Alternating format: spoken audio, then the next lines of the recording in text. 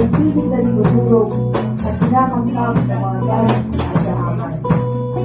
Bawat poder na ginigiba, sakahang pinapakuran at pamilyang pinapalayas ay tatak ng kasapulan ng estadong pasista at parahas.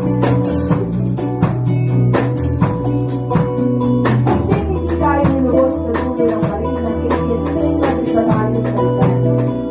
Aalingaw ang ating mga silaw para sa mga martir at bilanggong politikal.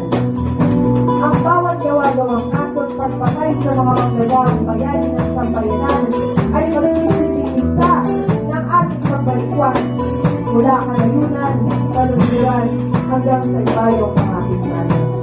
Pagkat ang baso ng mga magagawang Pilipino ay armas, hindi lamang para sa sariling pagdaya, kundi kumpas ng proletaryo sa buong mundo'y nagbibigyan at nakatasa.